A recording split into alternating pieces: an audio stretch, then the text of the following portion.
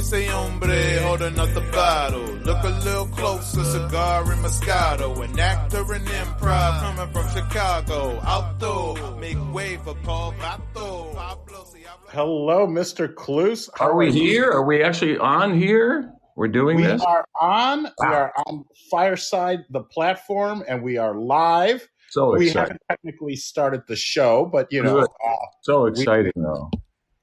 Very exciting. I think I'm so excited I put my shirt on crooked. Oh, no. But I didn't have a camera to guide me, so you look freshly showered. I am freshly showered and freshly shit as well. So I saw a sign in Mexico that said exit X hour X Ave, and couldn't figure out what they were trying to say, you know, but the X is pronounced like a sh. So it was shower shave. Yeah. You know, you don't want to mix those up. No. Unless you're in one of those. Are there some of those bathrooms where you can do all three? You can shower in your bathroom, and I know some boats have that, and some. I actually have that in my house. I have a shower right in my bathroom. That's weird. I know. It's New Jersey, man. Wow, Jersey. Well, I think we can start the show, and even if there are not a lot of people in the audience, the nice thing, Chris, is that it's recorded. Yeah. So it lives on the platform, and we get a lot of replays. Is usually what the case is. So and we can go as long as you'd like, as short as you'd like. It's funny because it just happened that both you and Joe Stapleton, whom you know, pretty much picked the same day and very close in time. So he's right here. He's with me. I had a feeling about you two. Yeah, he's shuffling the cards right now. Shuffle up and deal. That's wonderful. So let's welcome everyone. Welcome everyone that's here. Thank you guys so much for tuning in. We're also broadcasting to Twitch, Facebook, and YouTube at the same time. At least that's the plan. It's supposed to be going to YouTube as well. So we're simulcasting to the metaverse as well. Wow. And I know that you understand all these things perfectly. I do, because I'm very young. You look very young, and you look great. Very old. Very old. That was very funny what you said, that the microphone was enabled, but you were disabled. That brilliant. I'm disabled, and so here we are. Hi, welcome. Thank you for taking time out of your. It's a long time since I've spoken to you. It really has. It has. It was since the MADtv days, I'm guessing. And then, were you there through the end of MADtv, or did you leave before? Because I left before as well. I left after the 2006 season, I think. And I think it still had about 2 or 3 more to go beyond that. But the show deteriorated the moment I left. You know what? It really did. Yeah. And I think that was part of the reason. And it had nothing to do with me. Well, a lot, but not everything. You know. I mean, my goodness, the sketches that you would write. But you know what? Maybe we'll go back and I listened to the podcast that you recently did with the SCTV people. Yes, and I feel like if people really want to get your whole history, and especially if they're interested in SCTV, that's an amazing podcast. Not to send anyone away from here after this podcast, listen to that. But they were it was great, that history. So I want to touch on that, but then also, of course, all the other wonderful things that you've done, and a little bit maybe about your background. I know that you're from New York. Were you actually born? You were born in New York? I was born on. I was born on the Upper East Side of Manhattan at Lenox Hill Hospital on March the 7th at 12:52. Wow, wonderful. A.M. I was an inconvenient baby. An inconvenient baby. Yeah. And what were your parents like? Because you have this incredible comedic mind. Do you get that from them, do you think? Or is that something that you can learn along the way? Or do you think a lot of it had to do with your upbringing or your family or things like that? I think it has to do with your genealogy. I really do. I think funny is in the genes. and I look really funny in these jeans. And that's the worst joke I would ever done in my life. And I apologize for anyone who suffered through it. My parents, my mother was, to every guy, their mother was a saint. My mother was a saint, and she's just the greatest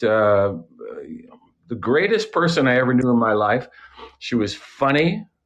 She could sing like a diva. She was cute as hell, and she was my mom. But that's where I think from that side of the family came a lot of the humor. That's Irish, that side. So there was a lot of laughs, a lot of, between moments of resentment, there was, laughter. And then on the other side, my dad, another very funny guy, but he was a cop in New York. So, so he had a lot of kind of tales of the street that he told in a very funny fashion. And I will say one thing: my dad passed away in 2016, and towards the end of his life, he actually said to me, he said, I never told you this, but you made me laugh. And I thought, gee, that's really nice. And then I realized he was, talking about my everyday life when I was trying to live my life. Everything I did was seemingly hilarious to him. So, but I would say all of my genetic stuff definitely had something to do with the fact that I also see life in a very skewed way. When I was a kid, we lived on East 67th Street, directly across the street from Sloan Kettering Memorial Hospital, which is the East Coast's biggest cancer hospital. And from my window on the sixth floor walk-up of a 7th-floor walk-up building, we lived on the 6th floor. Groceries were fun. But when I looked out my window as a child, I looked directly out onto a deck an outdoor deck on the hospital. And it was filled with kids who had cancer. And it was such a dark vision to me. I mean, I would look out the window and see all these dying children. And that's the way I grew up. So I think then my grandmother got sick when I was 10. I mean, terribly ill. And my mom took care of her, and she lived in the same apartment building. And I watched her wither away. And I seemed to have a lot of black times in my early life that I think led me to a kind of an I don't really give a shit view of things for a long time. Yeah, for a long time, I was just, the darker the comedy could be, the more I liked it, And I can relate. And besides, those are some hilarious stories. So no, I'm kidding. I mean, the kids dying. Yeah, I know. It's just you hold yourself. You're laughing so hard. Yeah. But ironically, I ended up in that hospital in 2019, and from my room, I could see where my old apartment building was. It torn down. 2 or 3 have been torn down by this time. So, there I was. I also had cancer. And so this is a fun interview. Wow. No, it really is. But it's funny how life is cyclical. You start out looking at the hospital, and then you end up looking at where you're. I'll tell you a story that relates to space and time in that exact area. For a while, I was in an organization called the United States Navy. And for a short time, I was stationed in New York City at a naval hospital. I was a hospital corpsman, and I was working in the emergency room. And I got to know one of the doctors very well, and we would kibitz and we'd laugh and stuff. And so one day he said, "Hey, I was telling my wife about you." And she wants to know if you can come for dinner on Friday. And I said, oh, free, of course, I'll be there. So after our shift is over, we jump in his car and we drive from St. Albans, Queens, out to the 59th Street Bridge into Manhattan. And as we're going over the bridge, I look to my right, and that was my old neighborhood down there. And I said, oh, this is where I grew up. And he said, oh, no, we live, I used to be I'm affiliated with the hospital and blah, blah, blah, blah. So we go up York Avenue and make a left on 67th Street. Now, that's the street I grew up on, okay? And then we go up about 2/3 of the way to the street where there's a schoolyard, which was always there. And then there's a building, which I'd never seen before, and he pulls his car into the subterranean garage of the building. And I think, this is exactly where my building was. This is precisely where the building was. So I'm telling him how amazed I am by this. We get in the elevator. He's kind of amazed by it too. We get in the elevator. We go up to the whatever floor it was, and we get out of the elevator. And his wife is there, got the door open. She's waiting to greet us, and we greet and say hello. And then I come in, and she says, "Why don't you sit?" And I sit, and I look out the window. It's exactly the same view I had when I was a child. Precisely the same view in a different building, which is just amazing. Yeah, that is amazing. Yeah. It was so amazing I stole stuff from them. Well, good, because you know what? They took your land. Now you get back a little something from them. Yeah, I felt like, an indigenous person. I can now relate. Now you can relate because it's very similar. When you got the same view in a different building, you got screwed. That's right. That's right. But wow, what I mean, no, that really is amazing that you would end up in the exact same space, really. Precisely the same space, yeah. Precisely the same space. Well, that was fun. Goodbye. Okay, well, thank you for all the laughs. So then you, and thank you for your service as far as. Oh, you're very welcome. Did you ever go to Chicago? Because I know that there's a big naval base. I actually did boot camp there at Grays Lake. At Great Lakes, yeah. They call it Great Mistakes. Great Mistakes. Yeah, I went to boot camp there. Oh, thank God, please. Yeah, I did. And I was there during the, not to date myself, but I was there during the Chicago 7 trial. And on Saturdays, if we had the day off, I would jump on the Metro train and take it down by the Federal Building in the Loop, and sit and just have a hot dog and watch Nazis march around all day. So that was, went right into my life. It was perfect. We had hippies and Nazis, and it was almost like a musical. It was fantastic. It sounds like an amazing musical, and I want to talk to you about musicals. Hopefully, we'll get to that as far as musical. Well, if you want me to sing, I only have a few things prepared, so let me know. Anything from Gershwin the musical? No, I couldn't get the rights. So got it. Anyway, so then, did you go to university or college, or what happened then after the Navy, or how did you end up getting into the world of comedy? And I think you have an amazing origin story, which I'd read about before, and. You want to hear that? I do really want to hear that story about submitting your. Okay. But was there something in between there, or how did you get into, I guess, into the world of comedy? Maybe what was your first comedy job, or were you just? Well, when I got out of the Navy, when I was a kid, I wanted to be an actor, but I lived in a very tough neighborhood where anything you did was considered homosexual, unless it was, you were committing a crime, then you were okay. That was all right. But if you had any artistic kind of calling or feeling, the peer pressure was horrifying. Because I hung out with a bunch of nice guys, but everybody was a tough guy in the neighborhood, and it was a tough neighborhood. And so, I kind of worked my way away from that. And then when I was in the Navy, I started to write letters. I started writing a lot of letters, and I actually had a girlfriend who is now a very prominent person in the United States of America, and I cannot name her because I can't remember. But I used to write her letters, and she would delight in them because they were just an odd view of my life, as I was sitting in these different places in the world.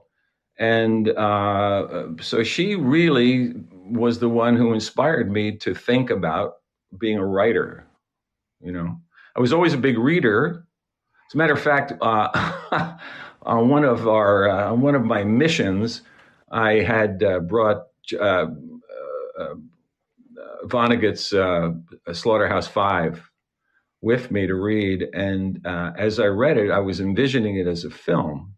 So I wrote my first screenplay when I was probably 20 years old in the Navy, and it was awful. It was just the worst. I mean, it was horrifying. I had no idea about anything. I was basically transcribing the book, but it did ignite in me an interest to do that. So when I came out of the Navy, I was looking for a job, and I happily found. Now, this is a difference between today and 1973 when I got out of the Navy.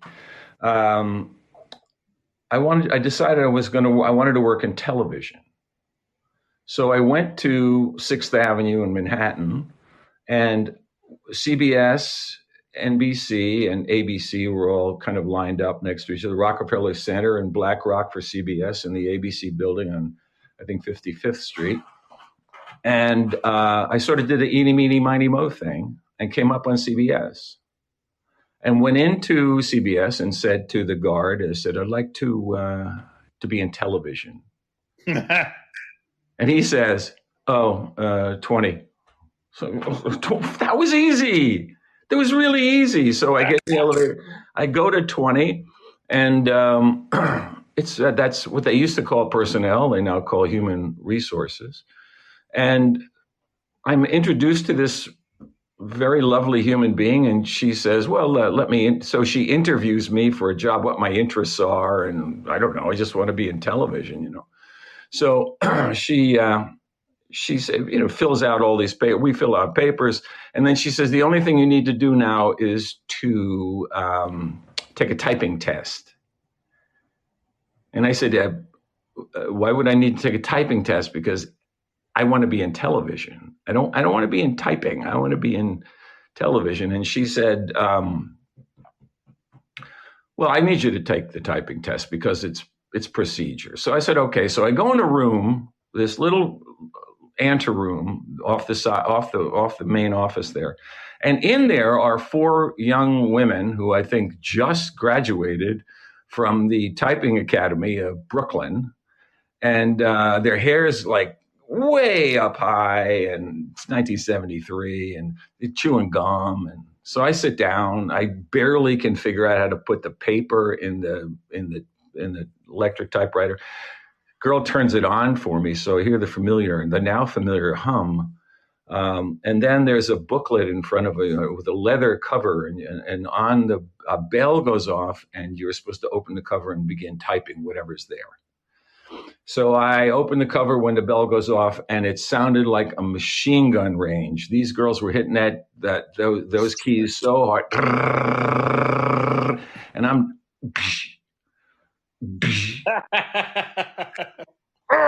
got that one wrong. It's over. The girls turn in their work, and I leave. I just leave because I'm so humiliated by typing. So I go to my parents' house where I'm staying, and about an hour after I get there, phone rings, and it's the woman from CBS who's so nice, and she says, "Where did you go?" I said, "Well, I humiliated myself on the typing test." She says, "Come in, we'll get you a non-typing job." That's the difference between now. I mean, that's the personnel person calling me to offer me a job. The world was a different place. So I took a job as a page at CBS because I was good at wearing uniforms. I had done it for 4 years. Sure. And that's where I met my wife and my writing partner and most of my best friends. and my writing partner and I started writing together, and now this leads you to the story. That's where we want to go. Yes, that's exactly where we want to go. And you were in charge of the page department? I was. I worked my way up to low level. Mm-hmm. And as Woody Allen says in one of his movies, he rocketed to private. That's what I did. Yeah, it's a great line. That's from Take the Money and Run. Yes. Right. So Stu, was that your writing partner? Stu Kreisman, yeah. So he was a nice Jewish boy from Long Island, and I was not. So it was a perfect combination. We looked. He was about, maybe 5'8", and I'm 6'4", and we looked ridiculous together, and that was part of the thing that worked for us for a long time. So we started writing together, and we had a job writing commercials for a delicatessen in Atlantic City, New Jersey. So you talk about big time. That was big time. I think we got $50. We produced the commercials ourselves and acted in them. And when the owner heard them, he threw them in the trash and hated us and demanded his $50 back. So we said it was artistic license and he could fucking die. And so that's what happened. He died. He died like a month later. So I was afraid that it was my fault. But if it was, c'est la vie. So we had been working together for a while, and we started writing sketches because we had seen National Lampoon Lemmings, and we had seen El Grande de Coca-Cola, and a number of these sketch shows that were going on. And Second City came to New York for a thing, and we saw that, and we said, "Dad, this is really what we should be doing." So after maybe 6 months of writing sketches together in the evening, because we were roommates as well. So we were writing sketches together, and along comes Saturday Night Live. And we see it, and thank you. And I call him on Sunday morning, and I said, "Did you see that last night?" He was somewhere. And he said, "Yeah." I said, all those sketches we wrote, we ought to bring them there, and they should give us jobs. So the theme here is give me a job, I think, is what I'm talking to you about. And you're willing to walk right in there and go, "Give me a job." What are you going to do? I mean, if you sit outside, they're not going to go, "Oh, I think he wants a job." You have to let them know. So we go back to NBC instead of CBS, and there's a guard at the door, and downstairs, and I said, I can handle this. I know how to do this. I've done this already. So I go up to the guy and say, "Hi," because the show was called NBC Saturday Night. It was not called Saturday Night Live. That's right. The original, when it first started, was called NBC Saturday Night, because Howard Cosell had a show on ABC called Saturday Night Live with Bill and Brian Doyle Murray. Unbelievable. So we go. So I say to the guy, Saturday night, NBC Saturday Night, and he looks at me as if I've come from another planet, because the concept of space and time to him now is, it's his Monday morning.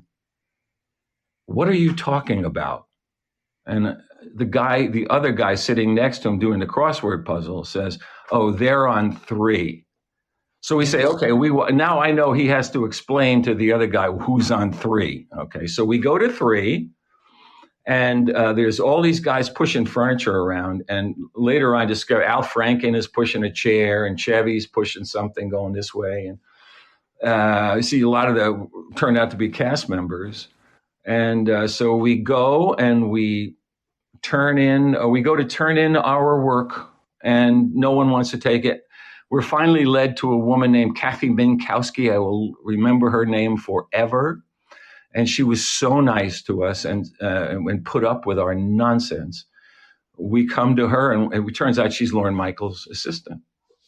And we say, "Hi, we have this book of incredibly funny things, and we would like you to read it and then give us jobs." Sure. So she says, "You can't, no. we can't do that because we can't, because you have to submit it through your agent. I say we don't have an agent. She says, see, there's the catch-22. Yeah, so thank you for coming in, though. We appreciate it. Watch the show Saturday nights at 11:30. I said, no, we really want to, we should have jobs because look at us. Look how cute we are. We're cute. We're funny. Come on.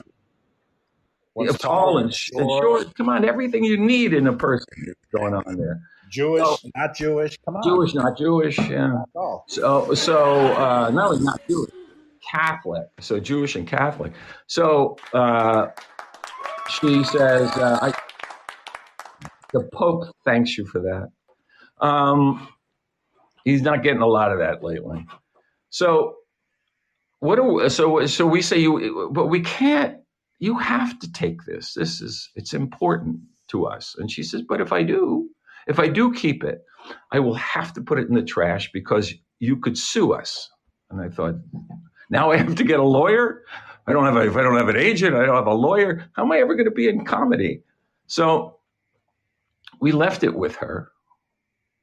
Knowing that, did you only have one copy? We had one copy. We never made a copy. Nothing. We just had. Well, no. We had. This was on standard typewriter, so we had carbon copies. We had carbon paper copies. Yeah. So if the only person that could read that is like a seeing-eye dog, he can read that. But no one else in the world can read carbon paper. But that's what we have. But we are so desperate to be on this show that we say we're going to leave this with you. And she says, I beg you, please don't do that because I'm going to have so. And I had no belief that this was going to happen. And then we get to the elevator. Now we're going back down. And he looks at me before I can say to him, he says, we're dead. We're dead. We got to go look for other jobs because that's not going to happen. So we go back to CBS where we're working and like administrative jobs. And day's over. He's got a car. He lives on Long Island now. So I'm going to ride to the subway station in his car. And as we drive down 57th Street, we stop just off the corner of 7th Avenue. And he's talking. And I'm literally sitting there like this, just listening to him blather on about stuff. And I'm so sad, But I look past him and I see a door open up in like an old office building. This there door opens up, a red door. I'll never forget. The red door opens up and out steps Danny Aykroyd and John Belushi and Garrett Morris, who was one of the three original cast members. And they walk directly in front of our car and they get in a taxi. And he looks at me and he says, that's the guy from the show. I said, those are all the guys from the show. Follow that cab. Honest to God, follow that cab. When do you get a chance to say that, though? That's how will you know in a real situation, like in a movie. It's what it was like. It was like in a movie. So he did a good job. He followed the cab, makes the right turn on Fifth Avenue. We make the right turn on Fifth Avenue, right behind them. And he's saying to me, I'm driving, so you have to do something. So I said, I'll figure out something. So they pull in front of the Atlas statue by Rockefeller Center, and we pull up right behind them. Now, when we pull up behind the cop, this is just before Thanksgiving. The crowds are like this on Fifth Avenue. That's what you see. People, just people. So he says, if you're ever going to make an impression on anybody, do it now. And the cop is telling him to move. So I get out of the car and he has to leave. So as he's leaving, I'm stepping forward, stepping through these people like this, and they're paying the cabbie. So I finally get past them and I step out, and as they're coming out of the cab, at the top of my lungs, I say, stop. I'm not going to hurt you. Here's what they heard. I'm going to hurt you. Belushi falls back against the cab. Garrett Morris is like what? And Aykroyd's going to fight me. He's a tough guy. So he's going to fight me. And I said, no. So I tell him, Kathy Minkowski, I saw guys pushing furniture. We gave them the book. She said that she was going to throw it away. But we said, how could you throw it away? Because it's so brilliant. And I tell him the whole story. Now, while this is going on, Stu is he just keep going around. You know, he's got to go back to 6th Avenue, back to 5th Avenue, back to 6th Avenue. He sees me jabbering with it. So the three of them sit there and they listen to this. And Aykroyd hands me a card and a pen. He says, write your phone number down. So I write my phone number down. I give it to him. They go in the building, and Belushi turns to me and smiles and says, you're an asshole. And then he goes, yeah, I'm going to hurt you. I'm going to hurt you. So I get in the car, and he says, what happened? And I said, I tell him, you know, and he said, well, wow. 11:30 that night in my kitchen phone rings, and it's Danny. And Danny says, hey, listen, I found your stuff in the trash. And I've read through some of it. And I got to say, a lot of it is shit. I said, thanks for calling. Yeah. And he said, but some of it's okay. So why don't you guys come in after your real jobs tomorrow? Just come up to NBC. And we did. And we were there every night for 2 weeks. The second and third weeks of the show with Richie Pryor, and I forget who the other guy was. And so Dan gave us notes on the sketches that he liked the most. And we did rewrites so he could give them to Lorne. And Lorne said, we're not hiring anybody right now because I don't know if we're going to last another week. So he picked up the phone and he called Sean Kelly at National Lampoon magazine. And he said, I think I have 2 guys for you. And I quit my regular job about 2 weeks later, and we went to work for National Lampoon. And it was all because of Dan. Now, this was in 1975. In 1982, I was at the Emmy Awards for SCTV the night we won. Mm-hmm.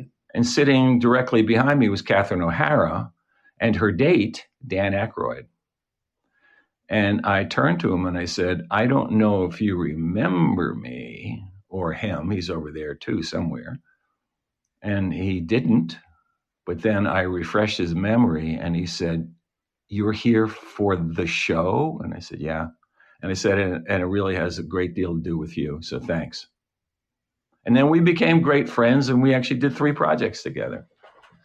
That's amazing. He is such a nice guy. He's a great guy. I've been fortunate enough. I first met him. I'm like, hey, how do I turn this? How do I make this about me? No. I first met him. Go ahead. I first met him when a friend got hired at Saturday Night Live.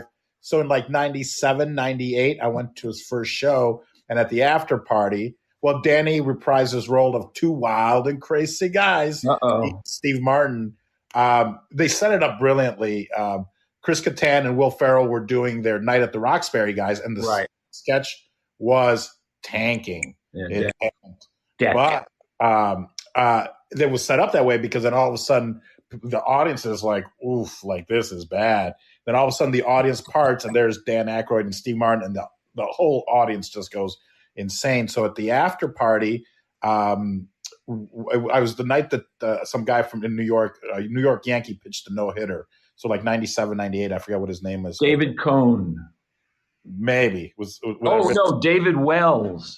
David Wells. Big old David Wells, yeah. David Wells. It was a night because he showed up at the after party, and everyone forgot all the celebrities that were there. They were just like, that's David Wells. He just pitched a no-hitter. And so Danny was there with Donna, with his wife, and we were like at a booth, kind of, off to the side, and they were kind of at one of the main tables. And I don't know why when he and Donna stood up, he like kind of waved me over, and I come over. I'm like, yes, sir. And he's like, he goes, we're leaving. If you guys want the table, it was me and my group of improvisers, a few from, we became Barrio Speedwagon. We've been doing the show called I love that. Thank you. We were doing a show called Touched by an Anglo, and my friends were like, I saw Lorne Michaels and I gave him a flyer, and they're like, how could you do that? Just go up to him and give him. I'm like, and he looked at it. I remember he looked at it, laughed, got into his limo. So we're at this after party, and Danny, he goes, there's also a full bottle of wine here. He goes, if you guys want it, it's yours. We haven't touched it yet. We're like, yeah, we do. So, and then throughout the years, I've connected with him. He has his Crystal Head vodka, and I have cigars. So we've traded cigars for vodka before. I don't know if that's legal, nice. But he ended up doing events in Vegas and also at my friend's restaurant in Hollywood, Velvet Margarita Cantina, where they had a Velvet Vato there named after me. And and he's always been just such the nicest guy. He gave me his email, and I think at one point I maybe even had his phone number, or at least his assistant's phone number, I seem to remember. But just so sweet. Yeah, he's a good guy. How does that happen, though, that you guys just happen to be there, you see him, and if had that not happened, your life would have just been a different trajectory? Absolutely. I don't know. You know what? I don't know if it ever would have gotten on course. It's just circumstances, it's just things that happen. I mean, you've seen it in your own life, things happen, or, things happen because they're supposed to happen, or they just happen. I don't know. I'm not into predetermination that much, but it sure feels that way. Yeah. Because the key was him independently picking up the phone and calling Sean over at the Lampoon magazine, because that gave us some credibility, and it actually gave us quite a bit of credibility, because we ended up as contributing editors, and we became fairly important at the book. We were in it every month, and that was a great job. Didn't pay shit, but it got us an agent. It got us a lawyer, and it got all the things I needed to be in show business. Who was there at the time? Was there any people of note at Lampoon, at National Lampoon? I mean, because I know a lot of John Hughes. Sure, might have heard of him. I've heard of him. He's the most prominent. We have P.J. O'Rourke, of course, and Sean and Tony Hendra. Pete Kaminsky and Ellis Wiener and Danny Abelson, and really fine comedy minds. It was a great place to be. Ed Sabitsky, the comedian, it was a fabulous experience. That was the most pure writing experience I've ever had. Now, because that's where like Dan Aykroyd as well. I mean, and Jim and John Belushi came out of, right? Because they came out of Second City. John came out of Second City, Chicago. Yes, and Danny out of Second City, Toronto. But as far as really getting to be known, the cast for that's my dog. The cast for Lemmings. Was Belushi, Chevy Chase, Chris Guest, Alice Playton, the great Alice Playton. Hold on a second. I have to calmly. Shut up! So.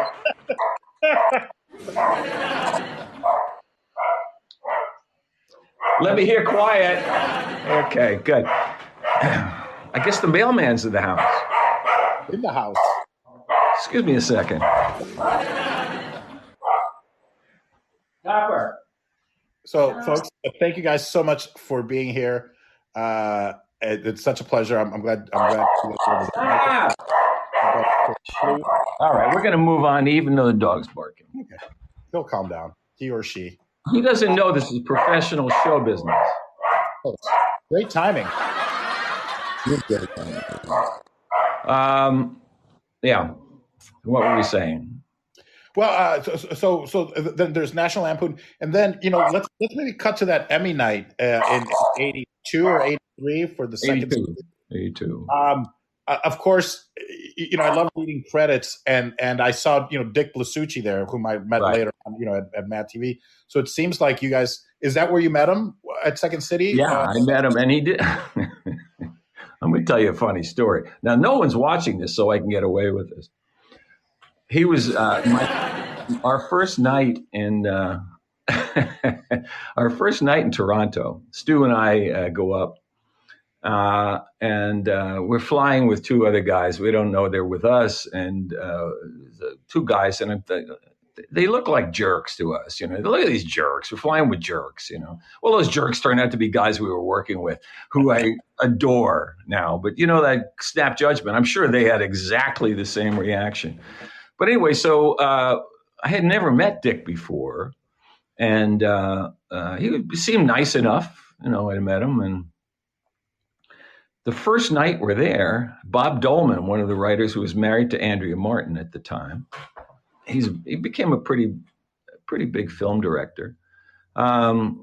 He says, we're going across the street to the Italian restaurant if you want to join us and kind of meet some people. So, oh, definitely, So we go over to the Italian restaurant, and there's like 8 people there. We sit with them, and I sit next to this woman, this very cute lady, very nice looking person, seemingly very nice person, who's talking about something that I have some knowledge of. She's talking about a seer, S-E-E-R, named Edgar Cayce, C-A-Y-C-E. I love to spell. And she's talking about his mystical powers and all of this stuff. And I had just read a book on him. And I wasn't as rude as I am now. So I waited for a while and then said, if I might interrupt, if I may interject, a lot of what you're saying is not really correct. It's so she goes off on me about, what do I know? And I said, well, I've read this book, and well, I know I've read more than book, and it's just like it's a one-sided argument. I just said that, and then I sat there and she barked at me for a while. And I thought, she's unpleasant, surprisingly unpleasant. She looks pleasant. She's not pleasant.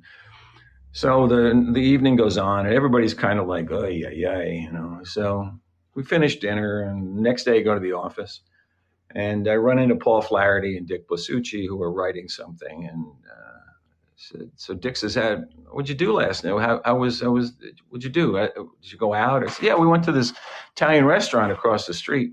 And I met this unpleasant woman. Yeah. Yeah. It was his wife.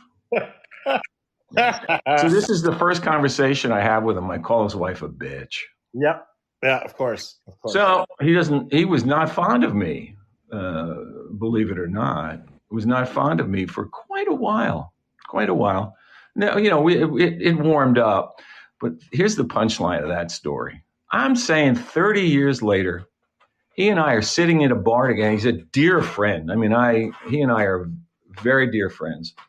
I'm sitting in a bar after he's broken up. His marriage is broken up. And having a martini. He's having a drink. He says, Chris, 30 years ago when I said, yeah, you were right. What a callback. Yeah. Amazing. What a callback. Amazing. And it's funny because you touched on exactly what I kind of wanted to bring up. And these are just like little points, I guess, in comedy that interest me. But you mentioned Paul Flaherty, who I would assume is Joe Flaherty's brother, yeah, or related. But there were also other names on that list that there was maybe another Short. Was he related to like Martin Short? And Michael Short. Michael Short. Michael Short is Martin Short's big brother. And I mean big brother. Mike is 6'4", and Marty's about 5'9", 5'2", maybe 4'11". Sure. He's a tiny man. Michael is a great comedy writer. Great comedy writer. As a matter of fact, he wrote a great deal of Schitt's Creek. Ah, okay, wonderful. Yeah. Wonderful. Yeah. And that's he's as funny as he is on paper. He's just as funny in person, and he's a lovely human being. Wow, that's wonderful. Yes, please, yeah, give it up for all these brilliant and wonderful comedy writers. But that's always fascinated me like that, because I read the credits and go like, I wonder if they're related. That's his brother, and that's wonderful. You know, one's kind of the actor and writer probably, and then the other one's like, you know, let me write. You know, and I'm sure, because I know that you guys were in sketches as well, so I'm sure you could handle it just fine in front of the camera as you can. Camera, but.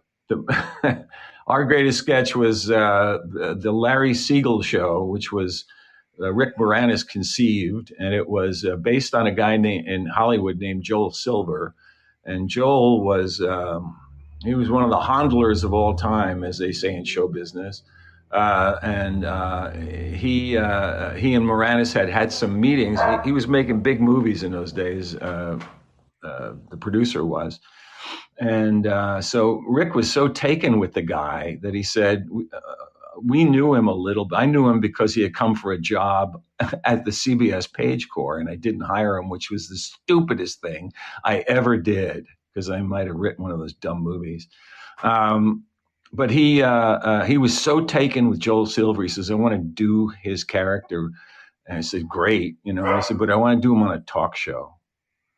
So it was just this little man who's always angry and screams at you.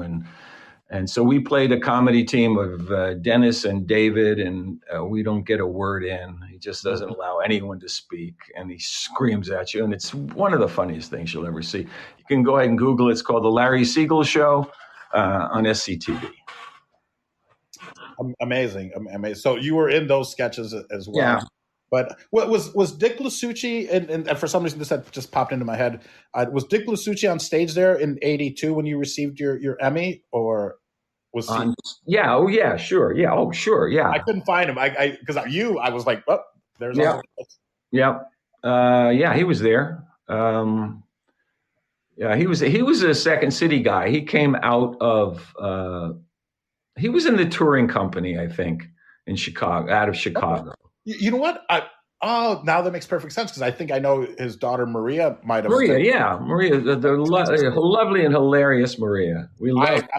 Of course, I met her when she must have been, I don't know, 12, 13, or whenever she was hanging out at MADtv. At the show, yeah. At the show. I knew her when she was about 3, I guess, or 4, and she punched me in the jaw. I'm not kidding you, and dislocated my jaw. She just what? Yep. Hilarious as it was, I had to do that thing because it was out of place.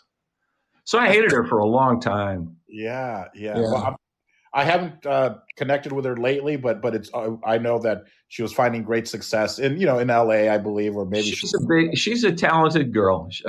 She's a talented woman. She really is a talented woman, and she looks.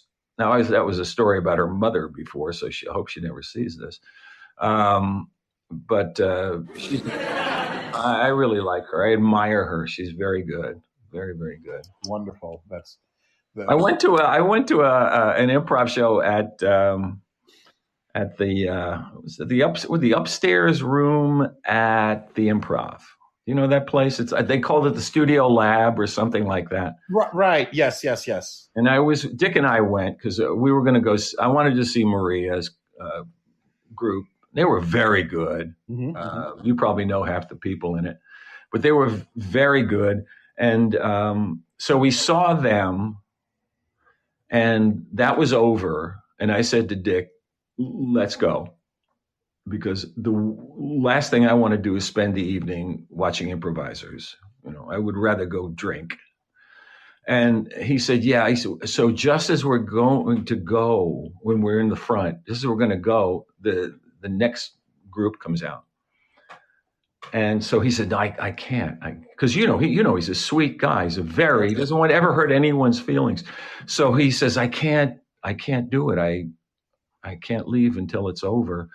And so I sat with him and I said, there's nothing worse than bad improvisation. And that's what it was. It was a half an hour of the worst. I mean, I wanted to kill myself. It was just awful. But he was good enough then to buy me dinner. So, because I suffered. Nice. I think that's we're both. I thought maybe you didn't want to stick around because you didn't want to run into Maria again and have her punch your lights out. No, we were friends by that time. Oh, good. Yeah, good, and my jaw was back in place. So nice, very nice. Yeah. So I can't remember. I think I didn't prank Dick Blasucci, but we hung out there a lot. Even I know if I needed to find you, I had to just find the craft service table. So just follow the munching. It was easy to find you. Not follow the money. Follow the munching. No. There was no money involved. That's why you were there. Of course, because we knew that we could go and hang out there. Yeah. Get fed, drink. From our friends that were on the show, whether it was Ike Barinholtz or Bobby Lee, or Bobby, I don't think he had a booze in his room, but we would use his dressing room to use the facilities because Ike would be like, no, you can't take a dump in here. Go to Bobby's. So, Bobby would walk in and then we are taking a dump in his. Poor Bobby. But, Bobby. So whether we were on the show or not, I mean, I would do it every now and then, I was there every Friday and you came up with that brilliant, I just remember you going like, the Chicago Mooch is on. It was on big. Oh, yeah, Moochie. Yeah, you were the Moochie guy. Yeah. I didn't know your name was Vato. I thought it was Moochie. But so I go up to Dick one day, and then I felt bad after I did it. I was like, oh, maybe that's why they don't hire me. I'm sure there was other reasons, but I was like, I have reasons. That's what I heard. Yeah. I was like, Mr. Blasucci, I got to tell you something very important. And he goes, what? I go, and I wave him over to that freezer that had the ice cream in it. I go, you guys are out of Choco Tacos. And he just looked at me like, you're an idiot. That's funny. I love that. I wish I had known that. Yeah. That's great. And of course, in my mind, I'm like, oh, of course they don't want you on the show. Because I remember, I think at one point they were pitching me for something and they're like, he was just on the show last week.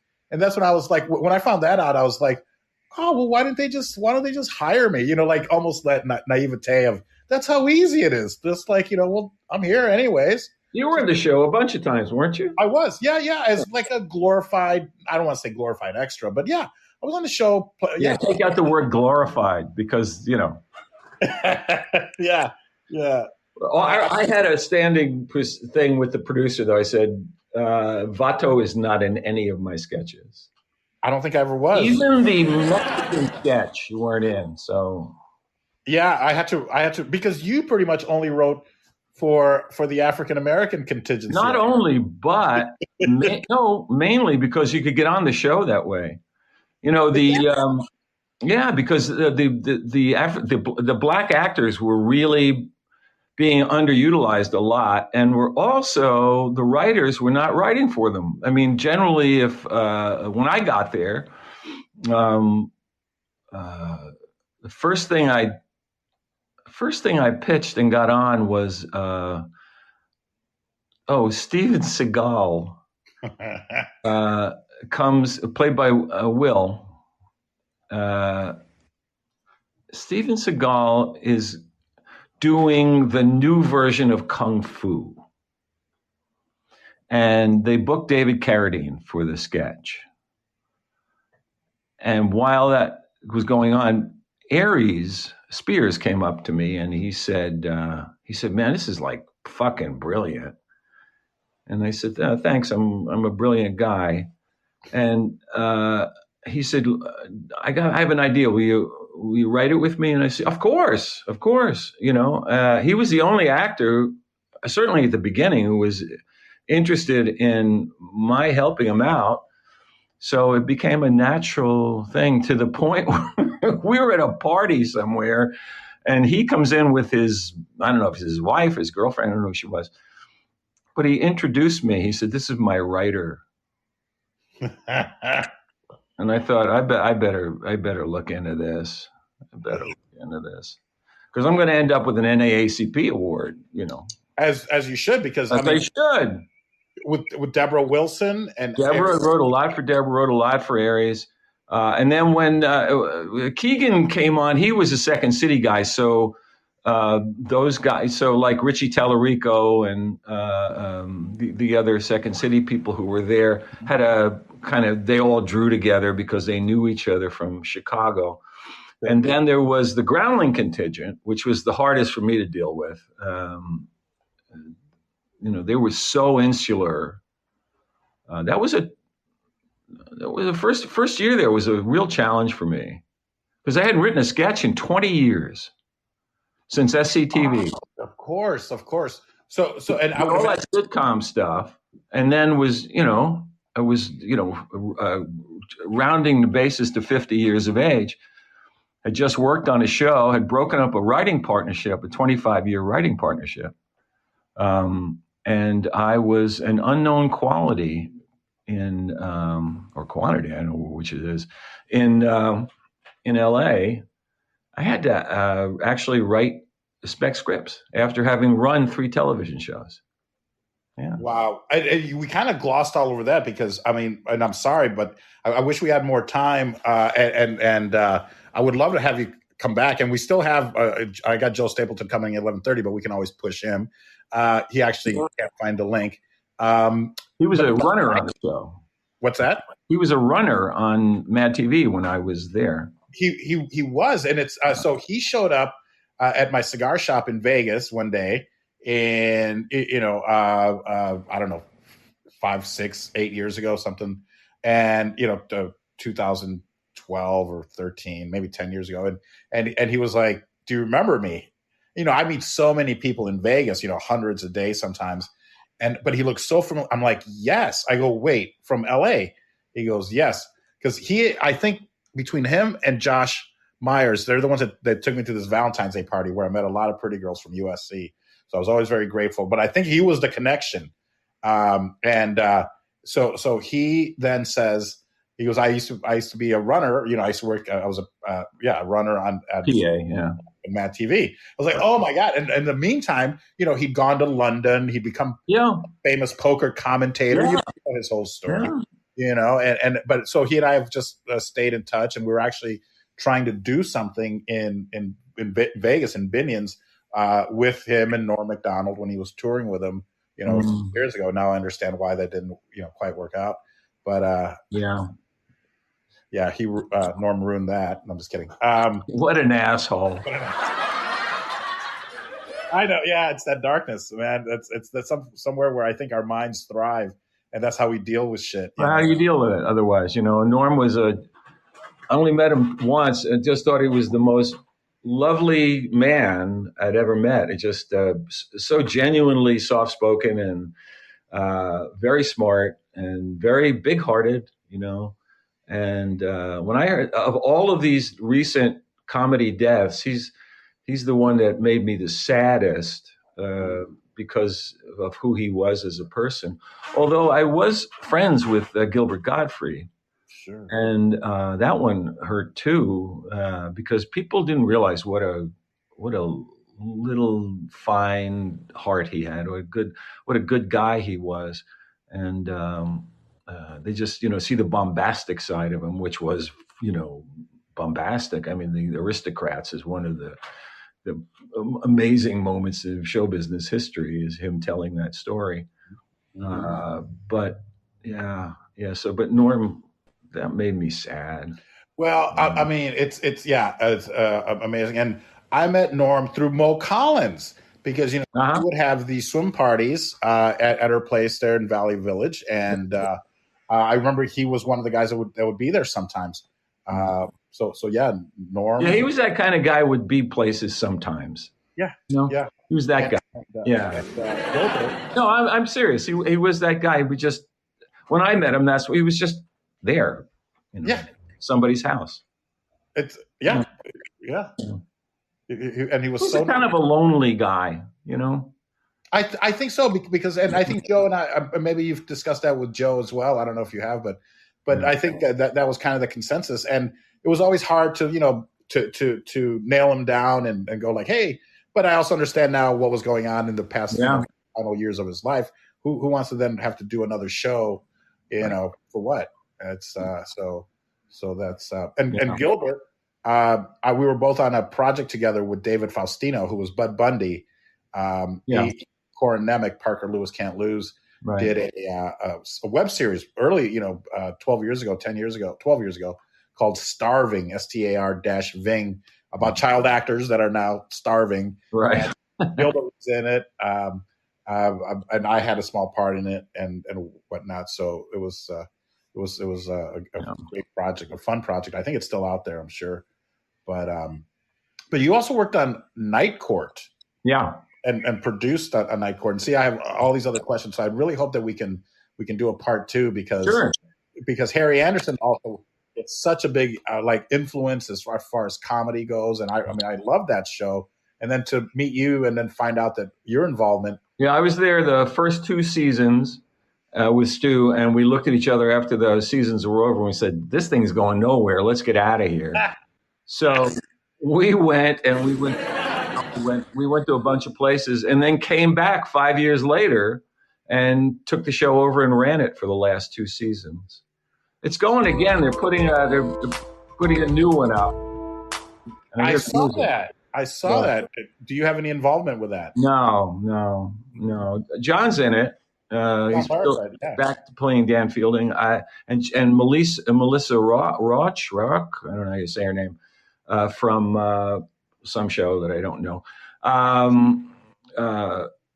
is playing Harry's daughter. I know that. Ah, wonderful. Okay. I talked about Harry all day. I loved Harry.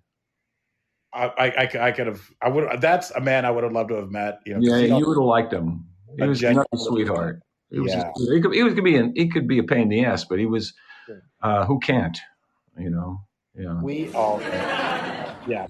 And wow. So that's wonderful. And so I guess maybe catch us up what you've been up to. If after we broke up after MADtv, because I also left around 2006 or 2007 because that's when I met my future now ex-wife, and she was like, "What are you doing? Why are you just hanging out?" Like, she pulled me away from it, and I kind of wish she hadn't. You say now ex-wife? Yeah, we ended up getting divorced. Oh, I didn't know that. I don't know if you I'm only doing this to meet her. What? I'll give you her number. Good luck. In 30 years, you'll be like, you were right. Oh, Moochie got a big joke in. There we go. I know you've got some exciting projects going on. Oh, and I read your script, and it's, I don't know if you can talk about it or want to talk about it, but I loved your script. Thank you. Anything else now? Because, or do you want to hold it? We'll do another one. It's, do you want to just maybe touch on it? And then we can do another one. I would love to do it. I mean, I'll do this on a weekly basis with you. Because I won't, but it's fair. I understand your point of view. I hope you understand mine. So I did there's a guy named Russ Meyer. Let me set this. So it's 1969. Hollywood is in the toilet. Nobody's going to the movies because they're making all these movies that don't relate to 1969, which is following 68 was the two most tumultuous years until maybe 2020 in America. I mean, you had a nation torn apart over the Vietnam War. You had Paul left. He's so bored. No, I'm still here. I don't blame you. Wake me up when this is over. No, I'm still here. I just have to text to Joe Stapleton. But please, I'm still. Oh, here. Joe. Yeah, bring Joe on too. Now I feel like I'm talking to myself. I'm going to look at Mark and Seth and Marwan and Tiffany and All those names at the bottom of the screen. Hi, everybody. What is that? Did I get the answer wrong? No, I can't. Now you have no, I can't hear you.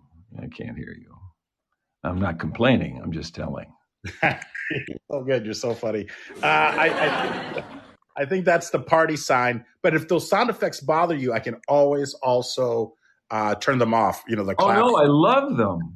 Okay. I thought you would appreciate it. Fantastic. They're like the best sound effects I've heard all day. Okay, I hope this doesn't end the show. So I'm just gonna. I might be off camera for just a second as I text Joe Stapleton. Why don't you? Why do you have to text? Why do you have to get off? Just stay on, and we'll watch that. Okay, that could be fascinating. Perfect. You're gonna just see my face, like. Yeah, I want to see you doing that thing. Yeah. Hey, Joe, I can't get Chris off the fucking show. He won't stop talking. He's such an asshole. You were right.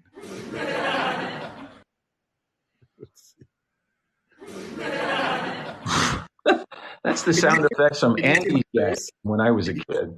Can you see my face as I'm doing this? Yes. How about now? It looks great. Yeah. Okay. Oh, okay, great. No, you're frozen. You're frozen now. This is so much fun. If I had a watch, I'd be looking at it. Well, Seth and Bukalau and Marwan, Mark, all of you, thank you for being here, and hope you enjoyed yourselves. Because, come on, let's face it, the ticket costs nothing. So how can you complain? Why? The first two guys are crying. Tiffany's crying, and Mark's clapping. Everybody's clapping and crying. And Vato is frozen like a mosquito in amber. You would see that in the National Geographic when you weren't looking at the native ladies' tits.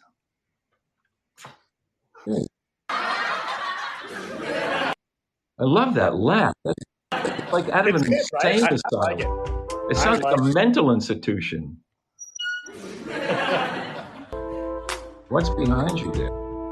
My laptop, because I had a note and I meant to do it more discreetly, but since the show's already gone off the rails, because there were some other TV shows I wanted to talk about, but let's finish the story on that you were telling. Oh, on Russ Meyer. So Russ Meyer was a filmmaker. He invented the American nudie film. He came out of World War II as a member of the Army Photographic Corps, or whatever it was called, Signal Corps, and he couldn't. After the war, he couldn't get arrested in Hollywood. The union, the cinematographers union, shut out all the Army veterans, all the veterans. So they didn't allow any of them into the union, so they couldn't work on union movies. So most of them just packed up and went home, and Russ said, no, I'm going to stay here and I'm going to make independent films. And he did. He made, I think, somewhere in the 20-some independent films, most of them with women with enormous breasts. And that was his that was his thing. I mean, he movies called Super Vixen and Revenge of Super Vixen, and it was always about women who were empowered, and it seemed very sexist, but it wasn't. It was oddly empowering for women. So he had a career doing that. And in 1969, he, as I said, Hollywood's in the toilet. Every studio hires a maverick director. Warner Brothers hired Robert Downey Sr., who made Putney Swope and a couple of other fine movies. And Robert Altman was one of them. And so 20th Century Fox, in their wisdom, hires the guy that invents the American nudist film to be their maverick director. And he gets assigned to do a sequel to a movie called Valley of the Dolls, which had been huge box office for 20th Century Fox. It was just a terrible movie, but it did very, very well at the box office. So they wanted a sequel to it. And Russ signed on to do it, and he hired as his screenwriter a 23-year-old Chicago-based newspaper writer who was a third-string movie critic at the Chicago Sun-Times, whose name was Roger Ebert, the famous Roger Ebert. So it's a story of these two guys and Russ's wife, Eve, who is a fabulous character, making this film at 20th Century Fox in 1970, and it is a scream, as you know. You're frozen, or are you just so bored? No, I'm fascinated. I'm fascinated by the story. Yeah, it's a great story. It really is a great story. And the movie was horrible. I mean, the movie they made was awful. But that's not the point. The point was that this guy was as I said in the script, he was the Grandma Moses of titty movies. I mean, he was like a genius at those things. And he tried to become a straight director and it didn't work. So he went back to doing the titty movies. Wow. Now, but this is a story that you've created? I mean, I know it's based in reality. Yeah, it's based in reality, yeah. Well, it's based on a true story. So, based on a true story. I mean, the movie was made, Ebert and Meyer worked together. All of that stuff happened. But the art comes from me. It's my point of view on it, and very proud of the script. There's only a couple of others that I think are better than that I've done. So, as you should, and take it for what it's worth. Coming from me, I thought it was brilliant. So thank you for sharing that with me, and I hope sure that it gets made. I'll soon. send you another one to read that'll knock your socks off if you're wearing any. I'm not wearing socks or pants, so I'm wearing two pairs of pants. I'll make it up for you. Yeah. Thank you. And then, of course, next time I want to touch base on. I don't know if she was your ex-girlfriend, but you worked with her on Mallory. Was that the name of the show? Was it a young Jennifer Aniston? My girlfriend. I was 41 and she was 19. And how did you make that connection? Yes, I have a great story about that. I mean, a great story. Would you mind if I invited Mr. Joe Stapleton up? No, I don't want to see him. Okay, we'll leave him in the audience. That mental institution laughter is really great. If you don't like it, we can all. I love it. I told you that. Will you listen to me? I'm sorry. Well, you're a comedian, and sometimes comedians say things in a sarcastic tone, and I don't pick up on it. So, because I also wanted to talk about Homeboys in Outer Space. Oh, you don't want to miss a minute of that. Why don't you let me go? Because I'm like, how long can I do this? It's enough. You always leave the audience wanting more, and they didn't want more after about 25 minutes ago. Well, what's the Jennifer Aniston? Jesus. Who's Giuseppe Gesarice? Hey, what's up? I actually really believed Chris when he said not to let me on. I pressed the wrong button. Sure. No, I meant it. No, I know you did. That's why I was trying to cancel. Oh, I love you, Joe. You know that. Look, I love you too. You were a big influence early on in my life, and were one of the first people to ever reach out to me and say, "Hey, kid, what do you got? Show me something." And you don't get those opportunities very often, especially at the time. I believed in keeping my head down and not really self-promoting. And I wish I had started self-promoting sooner, though. Well, you're doing a good job of it now. Oh, yeah. I'm a total shill fest now. You're a tool, man. I love it. You're a shill fest. I like that. Yeah. But you can't, it's like I said to Paul before, you can't be shy and be in show business. It's a really bad combo, especially early on. Because you're not in show business, then you're just some guy standing over there. So you got to get it. Hi, I'd like to, you got to do that. I think I love that sound. It's just I have to learn how to do that better because sometimes I feel like I don't put myself out there enough. Paul, you're pretty good at it, I'd say. Yeah, you're pretty good at it too. Yeah. I mean, I had cancer and I went back to smoking cigars because of you. Oh, thanks, man. That's a lot. Does that sound like a mental institution to you, Joe? Can you hear that? Yes, I can hear it. Yeah, it sounds like people laughing with like a gun to their head, maybe. All right, let me go so you can talk to him. Well, I'm gonna, we'll end the show and then we'll restart the next one because this is 2 shows. Did you want to quickly tell your Jennifer Aniston story, or should we save it for leave him wanting more? You hear my dog? My dog hates this now. He says, "I saw this. This is fucking boring." Yeah, the thing is, I've never heard the Jennifer Aniston story, and the dog probably has. Can you do it one more time? Yeah, you know what? That's the truth. And that's a good observation. He's heard it many times. And he hates it. You want to hear it? I'll give it to you one more time. All right. Yeah. So we're at Warner Brothers 1989. We're in a new development deal. We have sold 2 or 3 pilots at the networks. And of course, they all go nowhere, because that's the way of the business. But so we're there. We're in this fairly good sized deal. And Harvey, what's his name, was the president of Warner Bros. Television. You can't just what's his name. You can't just what's his name Harvey's now, Chris. It's either Weinstein or somebody else. No, it's not Weinstein. Okay, great. Moving on. No. I wish it was, because it'd be a more interesting story. I walked up and he's jacking off. He's in the shower.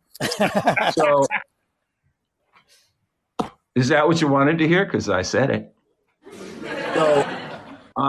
So anyway, so he says, "Can you boys come up to see me?" And we go to see him, and he says, "We have a 6-episode deal at Fox TV, which was brand new, 1889. I think The Simpsons and 1 or 2 other shows, Cops and something else. Married with Children."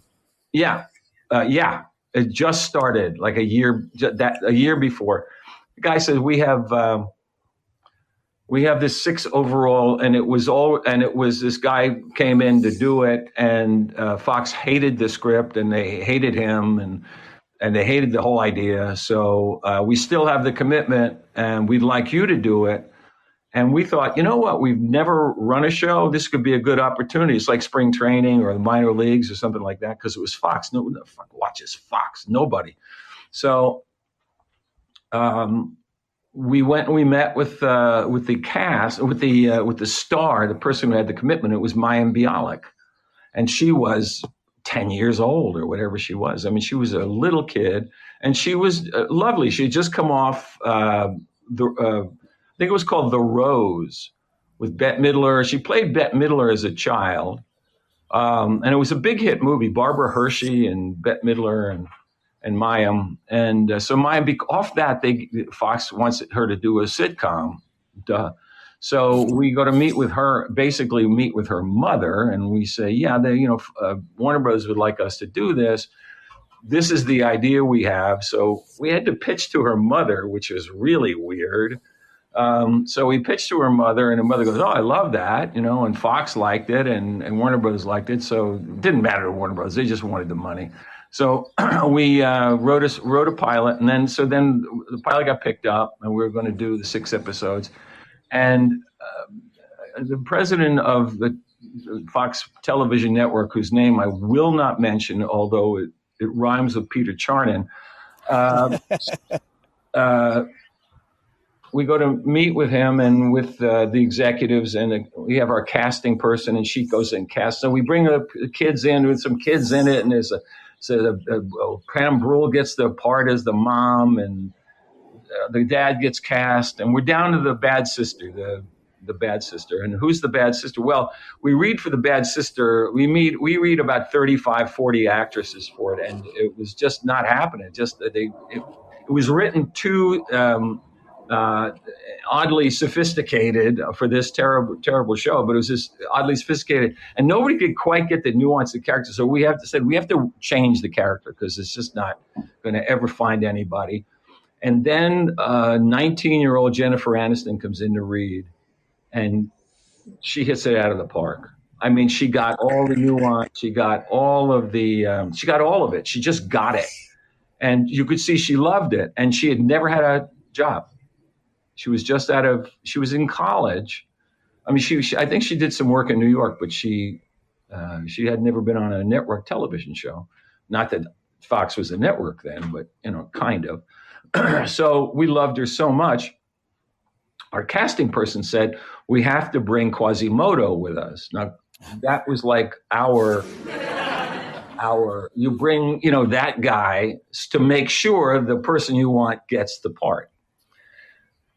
Well, so it's now time to read Jennifer and Quasimodo, and Jennifer reads first, and he could not have been less interested. He's checking through his snail mail, he's looking through what does he have any bobby pins? I mean, he's just he's just not paying any attention whatsoever. And I'm like, what the fuck? And she's so good and she's great. So she leaves and he goes, eh.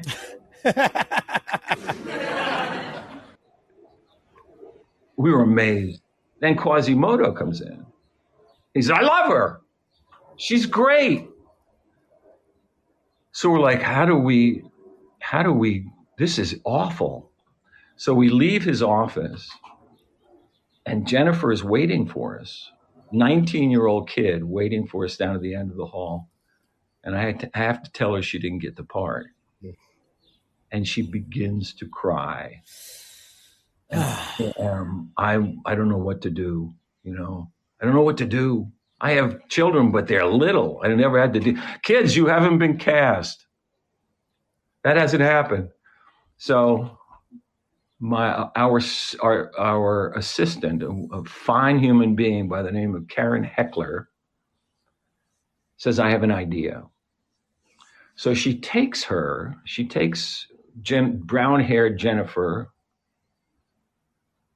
to what they used to call the beauty parlor. And she has her hair henna'd. And we bring her in again the next day. And she's brilliant. And he says, she's got the part. Oh, my God. True story. It's a great ending unless it's being told from the perspective of Quasimodo. Yeah. Well, here's the thing. Quasimodo was already on one of their other shows. Oh, he didn't even notice. He didn't even know who he's on. He's got 4 shows. She's on one of them. He's never seen her before. She's great. We should put her in something. I think she's in The Commanders or whatever the name of the show was that she was on. You know that I've been the Quasimodo before on a poker show. They brought me in one time and auditioned me to scare the fuck out of the 2 old guys that had the job so they would pay them less. So you get it. Yeah. I've been there. Yeah. That's a true story. Yeah. Brilliant. All right. I want to go now. Joe, I'm glad to see you. That's nice to see you, Chris. Hopefully we can link up on the East Coast, one of these days. It would be nice to see you. Yeah, I would love that. Yeah. I'm sorry. All right, cool. I'll track it down. Before we go, let me give you my Social Security number. Hey, don't forget the expiration date. Oh, his? On the credit card, not. I mean, they don't put that on your. They don't put that on your Social Security card yet. I don't think they don't know the exact Well, if they do, I think I'm past the date. All right, you're a genius. Go be funny, and Vato, you're a good man. Hang on for 1 second. I just want to say thank you so much. I want to thank everyone that's here. I'm going to end the show, and then if you're welcome to hang out in the audience, or if you feel like, no, I'm done. So I'm going to end the show so I can start the new show in about 4 minutes with Mr. Joe Stapleton. Thank you, Chris, for being here. I appreciate it. Stay tuned for Joe. He is funny. Oh, thank you, Chris. Nice to see you. Goodbye. So goodbye. Thank you, guys. Thank you all. Bye, everybody. Bye, Tiffany. Bye, Mark. Bye, Paul. Bye, Seth. Bye, Bukaka, or whatever your name is. All right. God bless you. Goodbye. I'm leaving. Goodbye. Bye. I'm trying to leave. He's still not gone. How do I leave? We should hold on. Let's see how this Just the lake. That's where I live. Just smash your phone. There's the lake. Goodbye. Let's see how this pans out. Okay, you know what, Joe? I think I'm gonna have to end the show in order to get rid of Chris. There we go. Okay. He's back again. It's amazing. I told you, now you can't leave. Bye. Well, I'm going to give you a tour. Hold on. Oh, okay. This is where I live. I live by the lake here. Lake. This is good lake music. All right, I got to go. Okay, bye. And ese hombre holding up the bottle. Look a little closer, cigar and Moscato. An actor in improv coming from Chicago. Outdoor, make way for Paul Vato.